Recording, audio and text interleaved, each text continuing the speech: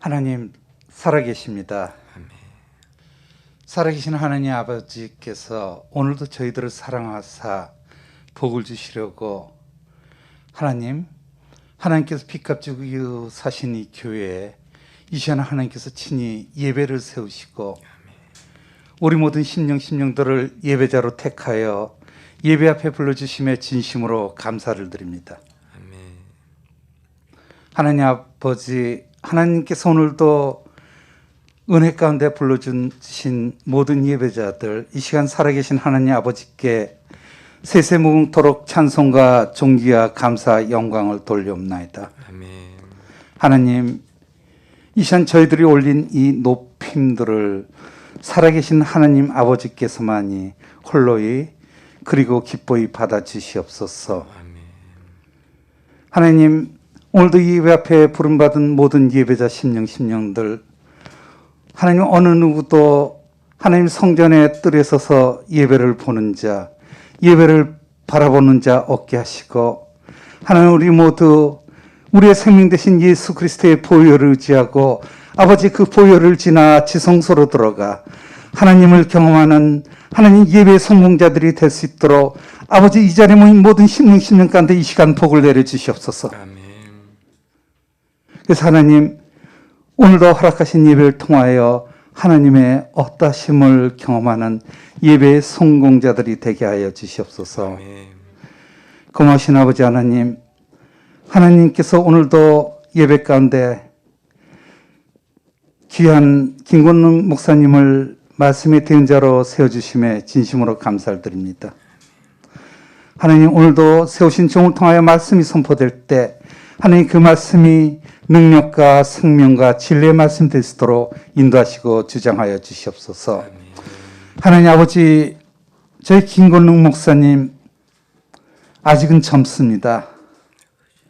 그러나 아버지, 그의 삶 모두를 하나님 앞에 드리고 언젠가 하나님 땅끝에 섰을 때 하나님 그의 가슴에 많은 열매 가득이 않고 하나님 앞에 감사와 기쁨으로 나아가서는 하나님의 귀한 사람이 될 수 있도록 아버지 그의 삶의 온 영역을 주장하여 주시옵소서.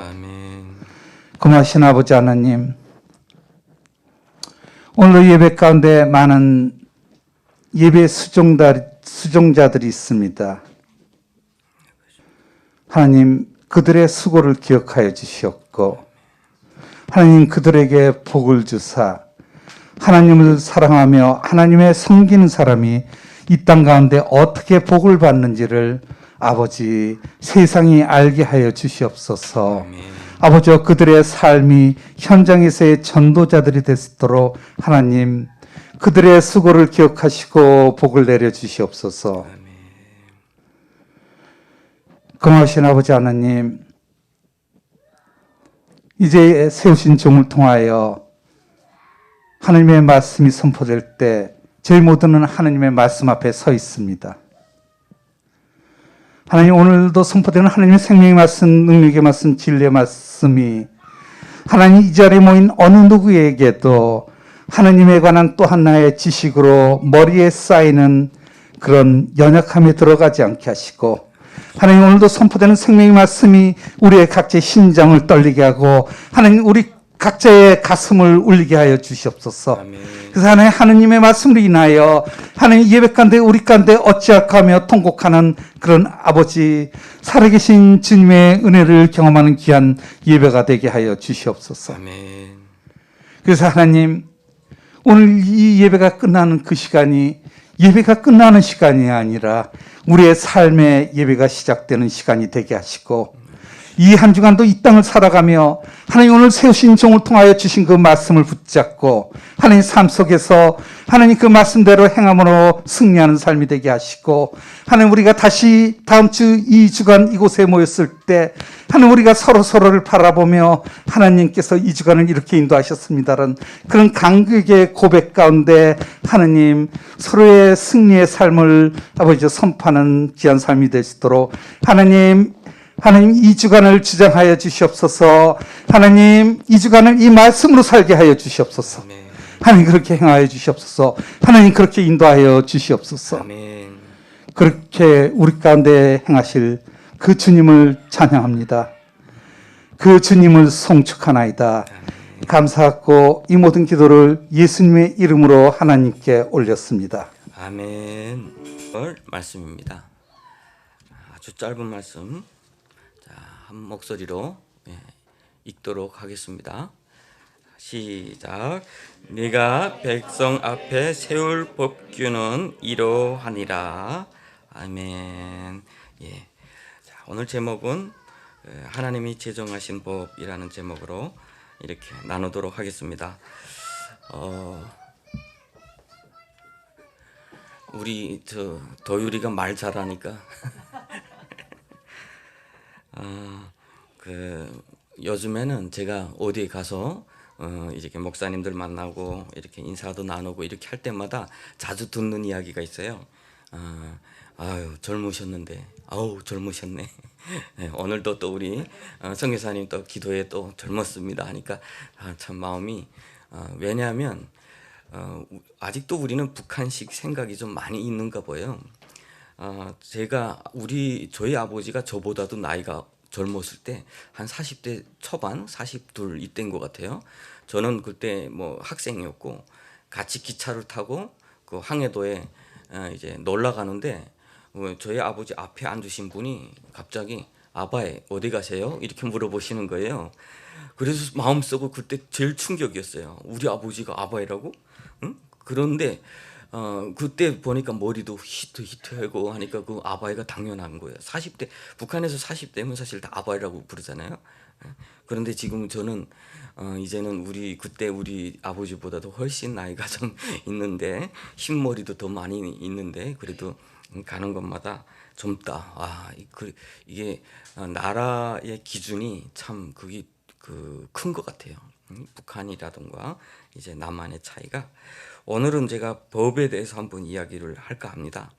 오늘 본문 말씀에 보니까 우리가 10계명에 대해서 금방 배우고 나서 바로 21장에 보니까 네가 백성 앞에서 세울 법은 이러하니라 라고 하면서 여러 가지 법이 이렇게 정해지는 걸 볼 수가 있어요.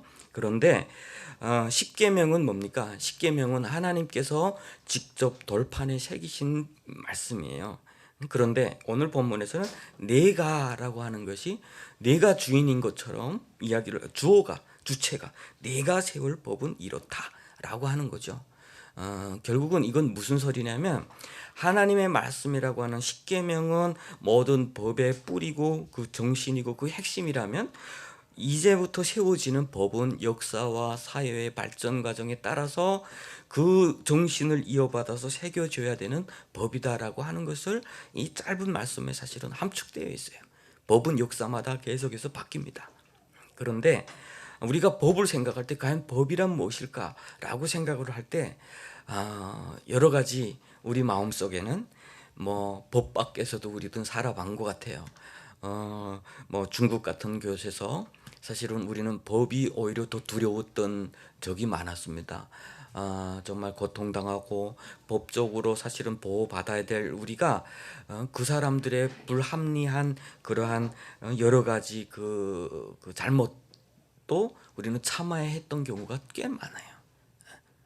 법이 우리를 보호해주지 못하고 오히려 그것이 법이 우리를 알 때 우리를 북한으로 내보내거나 할 때 우리는 더욱더 큰 법으로부터 압제를 받기 때문에 우리는 늘 입을 다물고 살았던 적도 있어요. 그리고 또 대한민국에 와보면 과연 또 법이라는 유전, 무죄, 무전, 유죄라는 말이 있어요. 그건 무슨 소리냐면 돈이 있으면 무죄다, 돈 없으면 유죄다라는 말이에요. 그게 무슨 뜻이냐면 어떤 일이 생겼는데 이 자본주의 사회다 보니까 내가 그것을 나는 억울함을 변호하고 싶은데 변호사 비용이 엄청 비쌉니다. 그리고 내가 정말 죄가 있어요. 그래도 좋은 변호사 사면 증거가 분명함에도 불구하고 판사가 좋은 변호사가 나서니까 이 증거 채택을 안 하겠습니다 하면 무죄가 되는 거예요. 그러니까 이런 사회적 부조리, 사회적 이런 구조상의 많은 문제들 때문에 법은 정의롭지 못하다. 저 법은 참 우리에게 이렇게 한심하다. 뭐 이런 뭐 불평도 하고 원망도 하고 그런 분들 많아요. 얼마 전에 지속적으로 뉴스에 나왔던 것을 보니까 뭐 약천 오거리 살인 사건 그것을 누명을 쓰고 20년 동안 또 10년 동안 감옥 생활하고 나왔는데 결국 나와서 보니까 요즘에 다 무죄로 나오고 있어요. 그런데 그 무죄가 어떻게 나오는 줄 아세요? 그 변호사가 나서서 변호를 해주는데 만약 이 사람이 1년 무죄였다면 변호사가 나서줄까? 왜냐하면요 10년 20년 살은 사람들은 그 보상금이 대단해요. 만약 무죄가 판결이 되면 그러면 변호사가 나서서 내가 이것을 변호해서 무죄로 하면 몇 프로다라는 그게 규정이 있습니다. 그러니까 20년 감옥 생활 한 사람의 것을 맡으면 맡을수록 내가 얻을 수 있는 이득은 더 많다는 거죠. 그러니까 이 모든 법의 구조 속에는 돈이라고 하는 것이 있고요. 도대체 법이라는 건 정의로운가라고 하는 그 질문을 하게 하는 거죠. 그러면 과연 법은 필요 없는 걸까라고 하는 거예요. 근데 오늘 본문에서 하나님이 말씀하세요. 백성 앞에 세울 법규는 법은 하나님이 인정하시는 것이다라고 하는 거예요. 우리의 죄악의 문제, 우리의 연약함의 문제가 또 사회의 구조적인 어떤 문제가 법을 초월하고 법을 정의롭고 공의롭지 못하게 만들지만 그렇다고 해서 법이 없어지면 어떡할까요? 사람은 더욱더 포악해지고 사람은 더욱더 약자들을 짓누르게 되는 거예요. 그것은 법이 우리가 사회적 구조 때문에 이런 문제가 생길수록 법이 필요 없어라고 선포하는 것이 아니라 법이 더 필요하구나라고 하는 것을 우리가 느끼게 된다라고 하는 것이죠.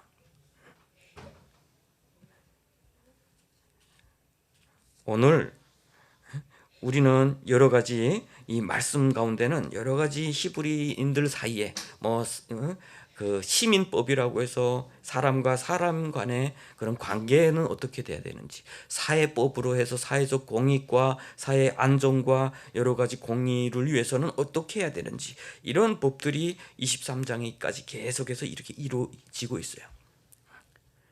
그런데 그것이 중요한 것이 아니고 오늘 본문에서 중요한 것 하나님이 세우신 법이다라고 하는 것, 하나님이 허락하신 법이다. 인간에 의해서 만들어지고는 있지만 그럼에도 불구하고 이 법은 필요하다라고 하는 거예요. 북한과 같은 제도는 정치법이라고 해서 그 당과 수령에 대해서 한마디 잘못하면 철저하게 처벌을 받지만 사람과 사람, 인간과 인간과의 문제에 있어서는 법이 별로 간섭을 안 하는 경우가 많아요. 그러다 보니까 사람끼리 빼앗고 뭐 약자를 누르고 폭행을 하고 그것에 대해서도 다 법 밖에 있는 경우가 많죠. 처벌이 안 되는 경우가 많아요.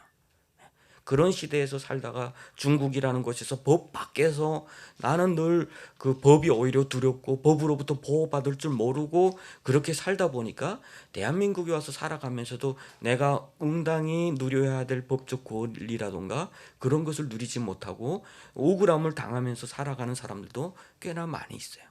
또는 문화적인 차이 때문에 오히려 법으로부터 차별을 받고 법으로부터 또 여러 가지 어려움을 당하시는 분들도 사실은 많이 있습니다. 그러나 우리 마음속에 항상 가지고 있어야 될 것은 뭐냐면 법은 하나님께서 세워가시는 것이다. 법을 통해서 하나님께서 일하시는 것이다 라고 하는 거예요. 그래서 우리는 법에 대해서 악법도 법이다라는 이야기를 많이 합니다. 악법도 법이다. 그런 말 들어봤죠. 그리고 로마에 가면 로마법을 지켜야 된다. 로마 밖에서 살 때는 보통 그래요. 로마법이 다른 나라에도 맞는 법일 수는 거의 없다고 합니다. 미국의 법이 오늘 대한민국의 법에로 그대로 와서 맞는다면 그것은 우연이라고 이야기를 한대요. 그것은 참고가 될 수 있지만 그 정서와 사람들의 그 합리성과 이런 것들이 사실은 다 반영이 돼야 되기 때문에 그대로 가져다 베끼진 못한대요. 그런데 우리는 그 사회에 가면 그 사회에서 흘러가는 그 법은 지켜야 된다라고 하는 거예요. 왜냐하면 그 사회 사람들이 서로가 우리는 이렇게 지켜야 되는 것이 옳다라고 하는 그 약속 가운데 맺어졌기 때문이라는 거예요. 자, 그리고 쉽게 생각하면 그거예요. 우리 법은 그러면 어떻게 만들어지느냐라고 할 때 쉽게 생각하면 그거예요. 어떤 문제를 해결해야 되는데 서로가 이해관계를 주장을 합니다. 나는 이거라고 생각해. 그러면 저 사람은 저거라고 생각해. 그러면 폭력을 행사해서 뺏거나 훔치거나 이건 안 돼요. 그러면 어떻게 할까요? 자, 그러면 가장 쉽게 우리가 아이들처럼 생각하면 가위가위보 해볼까요? 자, 가위가위보. 가위가위보. 야, 네가 좀 늦게 냈네? 이렇게 되는 거야. 그럼 똑같이 내야 돼. 그러면 안 되는 거야. 똑같이. 자, 내가 2번 이겼어. 내가 이겼네. 아니, 한 번 더. 그러면 5판 3승이야. 이렇게 만들어 가는 거거든요, 사실. 그래서 모든 사회적 구성원들이 합리적으로 받아들일 수 있는 한계 내에서 만들어진다는 거예요. 법은. 그러니 법은 시대를 반영하게 되고 사람들의 요구를 반영하게 된다는 거죠. 그러므로 우리는 그 사회에 들어갔을 때 그 사회 속에서 흘러가는 법을 지켜야 돼요. 나는 나에게 맞는 방법으로 살 거야 라고 하면 그 사회는 질서가 무너지기 때문에 안 된다라고 하는 것이죠. 그래서 성경에는 인간이 세우지만 하나님이 허락하지만 인간이 세워가는 그 시대에 사람들이 서로 바라보면서 우리 간에 이런 약속을 지키자라고 하는 것을 규정하도록 하나님이 만드셨다라고 오늘 본문 말씀에서는 우리가 알 수 있다라고 하는 거예요. 그런데 가장 중요한 것은 그거예요. 부부는 진짜 어떻게 해야 그러면 정의롭죠? 그러면 법이 도대체 어떻게 지켜져야 되죠? 그 사례가 이런 사례가 있어요. 어떤 분들이 믿음이 좋은 분들이에요. 특별히 이 남편분은 그 아프다가 기도로 나았던 경험이 있는 사람이에요. 그래서 아내가 출산을 하다가 큰 출혈을 하고 있어요. 그러니까 아내도 그것을 믿고 있어요. 기도하는 게 좋다고. 그러니까 아내도 그리고 이 남편도 함께 병원에 가는 것이 아니라 먼저 기도를 합니다. 기도를 하는데 기도하다가 아내가 돌아갔습니다. 그런데 이 문제는 과연 그 법적으로 위법입니까? 합법입니까? 라고 하는 그런 문제예요. 이런 문제가 과연 법은 정의로운가라고 하는 그 문제까지 이 논쟁까지 갔던 적이 있어요. 종교의 자유는 합법이에요. 종교의 자유는 법적으로 보호를 받게 됐어요. 헌법으로부터 보호를 받게 됐어요. 그렇지만 또 인간의 생명이 보장돼야 되는 것, 인간의 생명이 존중돼야 되는 것, 그것도 법적으로 보호가 되어 있어요. 이런 문제에 있어서 그 독일이나 이런 곳에서 이런 문제 가지고 논의가 많이 있다가 결국에는 판결을 했습니다. 유죄다. 왜냐하면 이 사람들이 종교의 자유는 옳은 거예요. 그런데 모든 기독교가 그렇게 출혈을 할 때 무조건 기도해야 된다고 말하지 않기 때문이라는 거예요. 그건 본인들이 신앙이지 기독교 전체의 핵심에 무조건 교회는 그 아프면 병원 가면 안 된다라고 정하지 않기 때문이라고 하는 거죠. 그렇지만 종교의 자유와 인간의 생명을 보장받아야 되는 그 사이에서 그 결국은 아주 경한 처벌이 그 남편에게 있었다. 방조죄로 그 아내가 가지 않겠다고 해도 남편은 일단은 그 병원도 가면서 기도할 수 있었다라고 이렇게 본 거예요. 자, 우리가 이렇게 법이라고 할 때는 뭐나 다 우리에게 마음 시원한 답을 줄 수가 없는 경우가 더 많더라라고 하는 부분입니다. 그래서 오늘 저는 이 말씀을 통해서 제가 여러분에게 말씀하고 싶은 것이 있어요. 법은 사회 질서를 위해서 필요하고 우리가 최소한의 사회 안정을 위해서 필요하고 약자가 박해를 당하지 않기 위해서 필요한 인간의 악함을 가로막는 여러 가지 제약은 되지만 사회에 진정으로 행복을 가져다 주는 것은 이 법하고는 상관없는 거다라고 하는 거죠. 우리 오늘날 사회에 법치주의라는 말을 많이 하고 있어요. 법치주의라는 권력에 의해서 나라가 움직여지는 것이 아니라 권력을 가진 자들이 내가 나라를 이끌어 가고 싶은 대로 그냥 이끌어 가는 게 아니라 내가 이 나라를 이렇게 이끌어 가고 싶을 때 합법이냐 아니냐라고 하는 것을 먼저 따지고 법이 없으면 먼저 법을 만들고 그렇게 해서 만들어 가는 거예요. 그것이 법치주의라고 하는 거예요. 그런데 북한이나 여러 가지 가난한 나라에 비하면 대한민국은 정말 법치주의가 잘 이루어진 그런 국가만은 맞습니다. 그렇지만 이곳에서 살아가는 사람들이 그 법을 잘 지키면서 행복하냐라고 하는 부분이에요. 그거는 아닌 것 같아요. 또 법은 서로가 잘 지키고 있지만 서로가 서로를 위해서 잘 돕느냐라고 하는 문제예요. 그것도 또 아닌 것 같아요. 이 법은 그 선한 사람들에게 선하게 이용될 수도 있지만 악한 자들에게는 악하게 이용될 수 있어요. 중국에서 그런 일들이 있었습니다. 버스에서 내리고 있는데 어떤 할머니가 내리다가 스스로 넘어졌어요.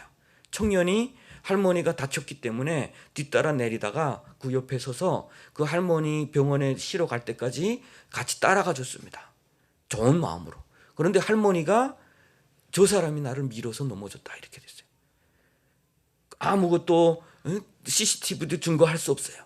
그러니 법원에서는 이 사람에게 벌금이 떨어졌습니다.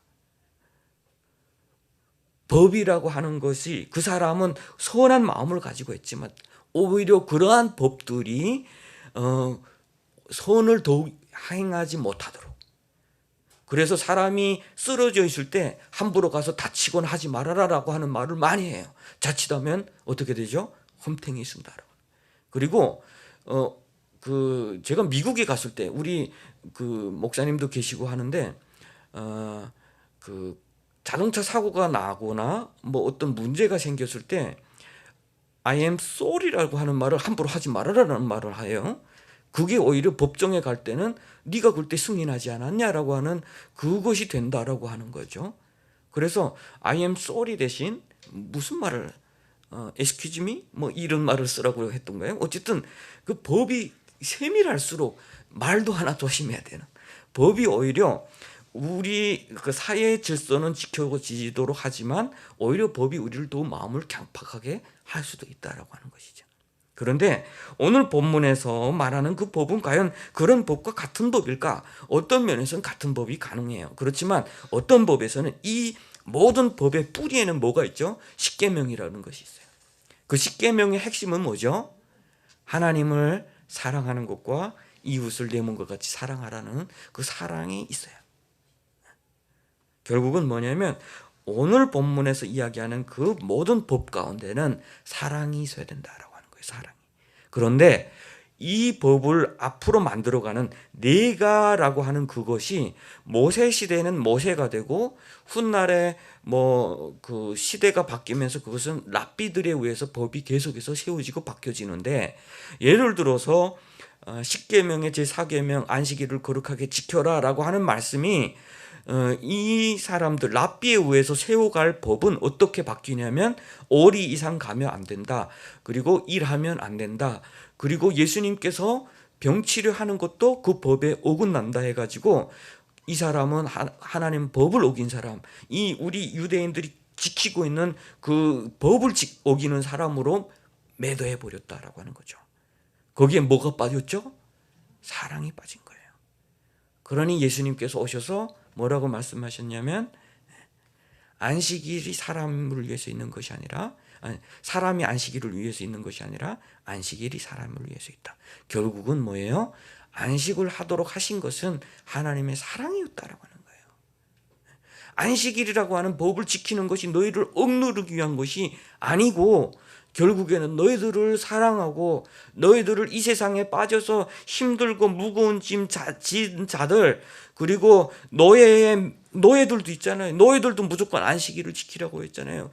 주인이 탐욕 때문에 노예들을 함부로 부리고 있는 그 노예들도 안식일이면 쉼을 얻을 수 있도록 하는, 아픈 자들은 나음을 얻는 게 참된 안식이 아니겠습니까? 그런데 네가라고 하는 그 사람들이 만들어갔던 법은 세상의 질서와 인간의 생각과 이런 것, 하나님의 말씀의 그 핵심을 놓치다 보니까 그 법을 가져다가 오히려 사람을 얽매는 그런 제도를 만들어 놓은 거예요. 멍해를 만들어 놓은 거예요. 그것을 예수님께서 오셔서 또 다시 꺾으셔야 됐고, 그 꺾는 대가로 예수님은 십자가를 또 지셔야 됐다라고 하는 것이죠. 이 땅에서 살아가면서 우리가 여러 가지 뭐 법과 질서도 있고 여러 가지 내가 저 사람과 지켜야 될 원칙들도 있고 그렇지만 우리가 잊지 말아야 될 것은 사랑이라는 거예요. 하나님은 사랑이시다. 우리 따라해 볼까요? 하나님은 사랑이시다. 하나님은 사랑이시다.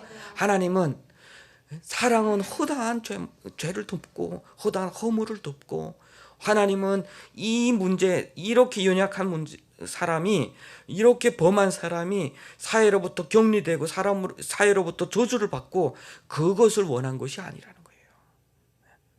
오늘 우리가 읽었던 그 교동문 가운데서도 뭐죠? 행한 대로 갚기는 하셨지만 그들을 용서하신 하나님이시다.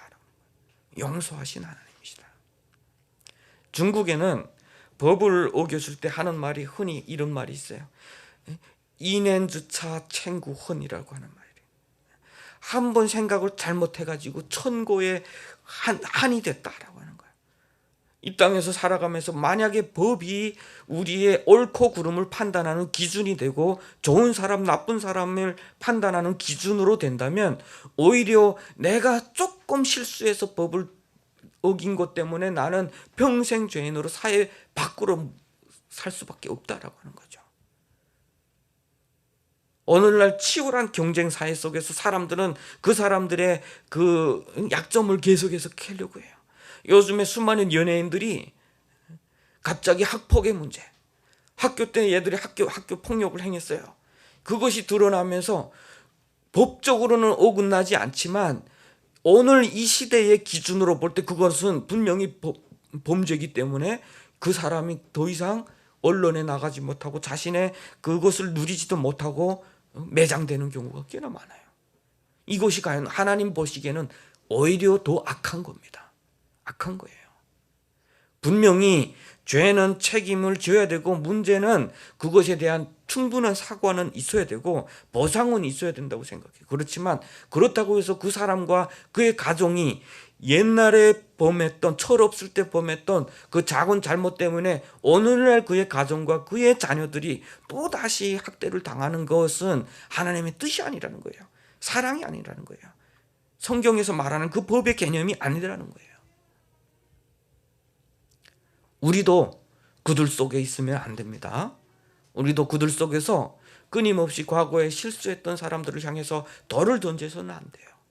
돌을 던져서는 안 돼요. 그런 저와 여러분 되시기를 바랍니다. 그런 저와 여러분 되시기를 바라요. 우리는 예수 그리스도의 사랑으로 모든 것을 품을 줄 알고 용서할 줄 알고 하나님께서 나를 용서하신 것만큼 나도 다른 사람을 위해서 용서할 줄 아는 그런 넓은 마음의 사람들이 좀 됐으면 좋겠습니다. 그리고 또 법에 문제가 있어요. 법에 중국말로 쉽게 말하면 파부저중이라는 말이 있어요. 그것은 무슨 소리냐면 법은 대중에게 책임을 묻지 않는다라고 하는 거죠. 법은 대중이 결정하면 법이 그 사람에 대해서 잘못이다라고 판단하지 않는다라고 하는 소리입니다.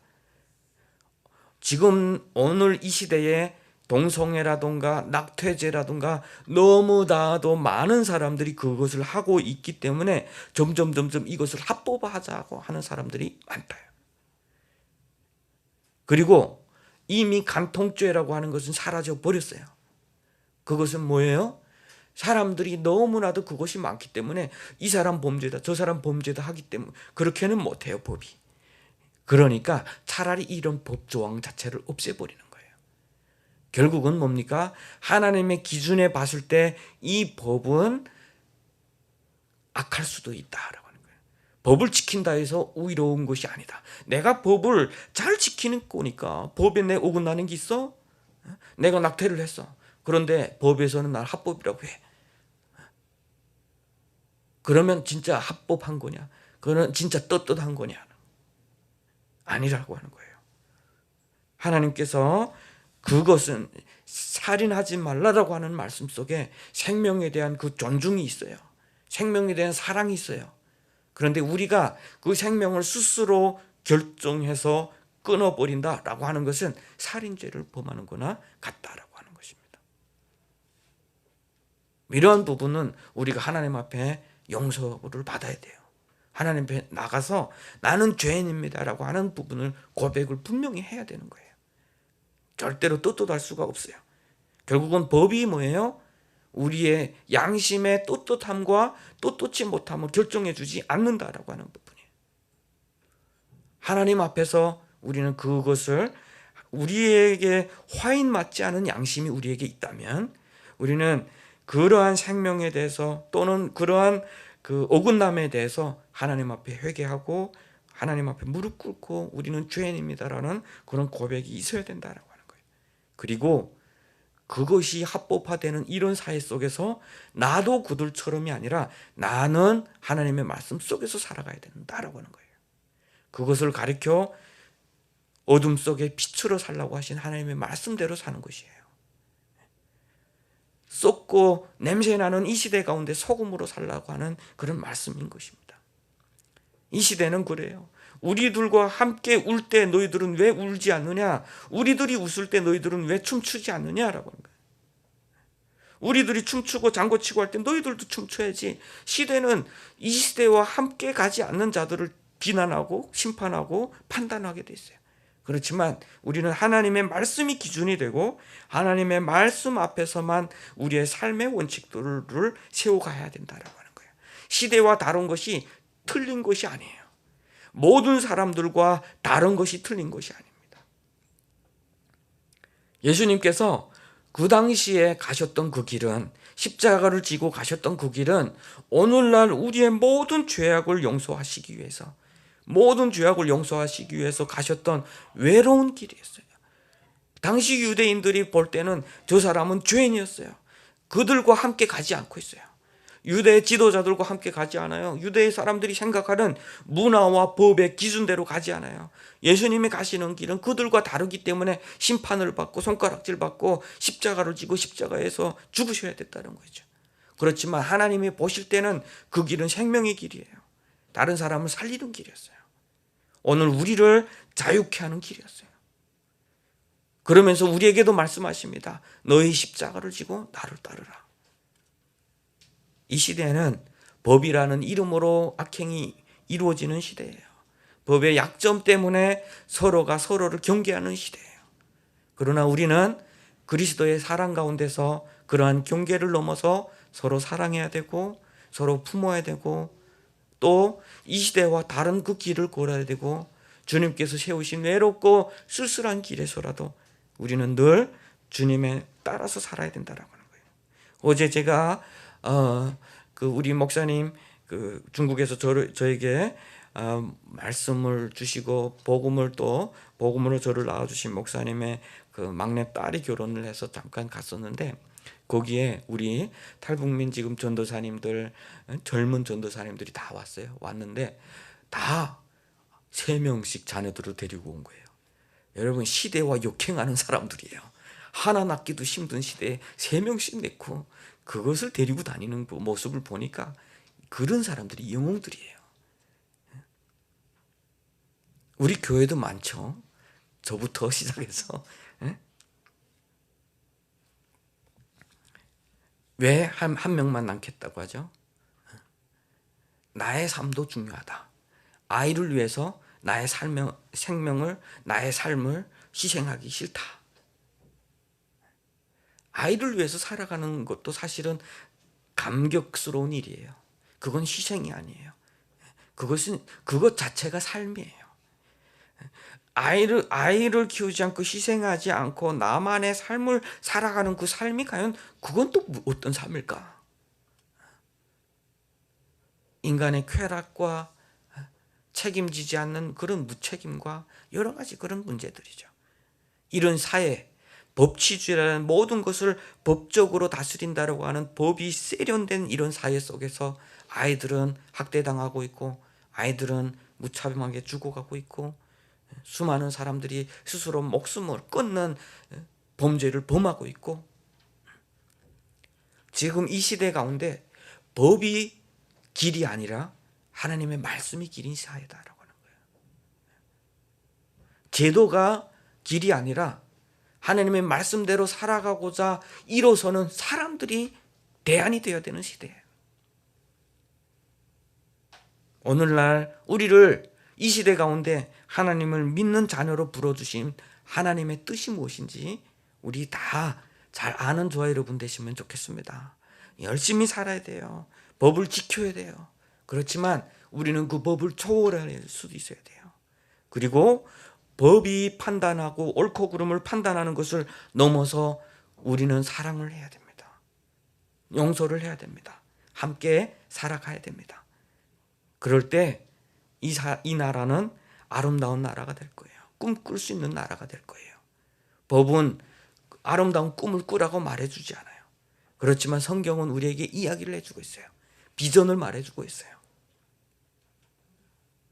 그러면 어떻게 우리가 이 땅에서 살아갈 때에 법의 노예로 살아가지 아니하고 정말 하나님이 세워주시는 하나님의 사람으로 말씀이 우리의 길에 빛이 되고 우리 길로 이렇게 살아갈 수 있느냐라고 하는 것이죠.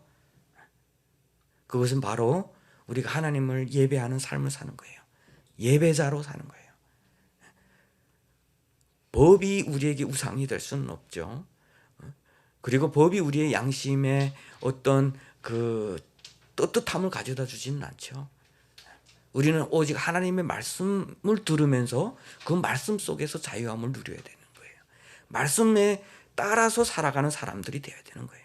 그래서 저는 예배자로 살자라는 거예요. 예배자의 삶은 자신을 내려놓는 거예요. 나는 내가 생각하고 있는 합리적이라고 생각하는 것들과 이렇게 생각해야 된다, 이 시대가 이렇게 말하고 있다라고 하는 것들이 우선이 아니라 하나님의 말씀이 우선이다라고 하는 것을 먼저 생각하는, 그것을 인정하는 사람들이 예배자인 거예요. 단순히 몸만 와서 예배의 자리에 앉아있다가 가는 것이 아니라 이곳에 와서 생각할 때, 예배를 드릴 때 말씀이 내가 생각했던 것보다 우선이다라고 하는 것, 말씀이 나의 삶의 원칙이다라고 하는 것, 나의 삶의 길이다라고 하는 것, 그것을 우선으로 생각하는 사람들이 된다. 그리고 매일 말씀을 묵상하는 사람이 되라. 우리가 핸드폰 보면 뉴스가 계속 떠요. 이런 법 저런 법 계속 이야기를 하고 있어요. 이 사람 저렇게 범죄했고 저 사람 저렇게 됐고 이 사람은 저렇게 가다가 어떻게 됐고 이런 이야기들을 너무 많이 하고 있어요. 그런데 우리는 하나님의 말씀을 더 많이 들었으면 좋겠어요.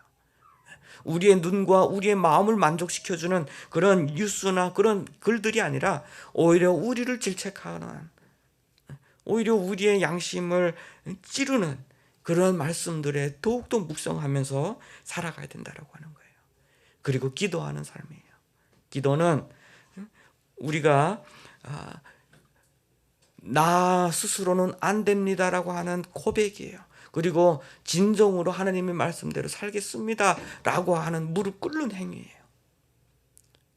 그리고 하나님을 향해서 나의 연약함을 드리는 시간이고, 하나님을 향해서 내가 귀를 기울이는 시간이기도 해요.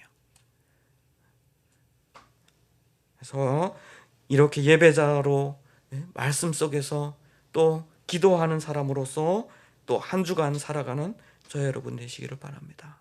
그러면 우리는 진정으로 예수 그리스도께서 우리를 위해서 죽으신 그 사랑을 그대로 누릴 줄 아는 사람이 돼요.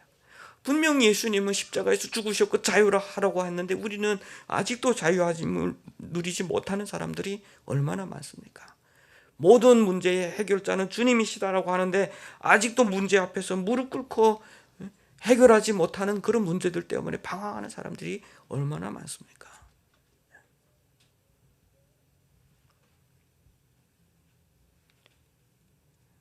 우리의 마음 깊은 곳에, 저희가 율법에 대해서 볼 때 율법은 우리의 마음을 비추는 거울이라고 했습니다. 말씀이 바로 그래요. 우리의 마음을 비추는, 법은 나의 행위만 바르면 옳다고 판단을 해줘요. 그렇지만 말씀은 우리의 마음 깊은 것을 비춰주고 있어요. 너는 어떤 사람인지, 너는 지금 무엇을 생각하고 있는지, 네가 저 사람을 용서하지 못하는 이유는 뭔지, 그러한 모든 문제의 답이 사실은 성경 속에 다 있습니다. 성경 속에서 하나님의 말씀을 그 깊은 곳에서 하나님과 만남이 이루어지는 순간 용서하지 못할 일이 사실은 없어요. 넘지 못할 벽이 사실은 없습니다. 그래서 하나님께서 세우라라고 하신 그러한 법은 결국은 그 뿌리 속에는 사랑이 있다라고 하는 것을 잊어버리지 말고 우리가 늘 말씀 속에서 기도 가운데 삶 속에서 그것을 실천하면서 살아가는 저와 여러분 되시기를 주님의 이름으로 축복합니다. 기도하겠습니다. 하나님 아버지 은혜를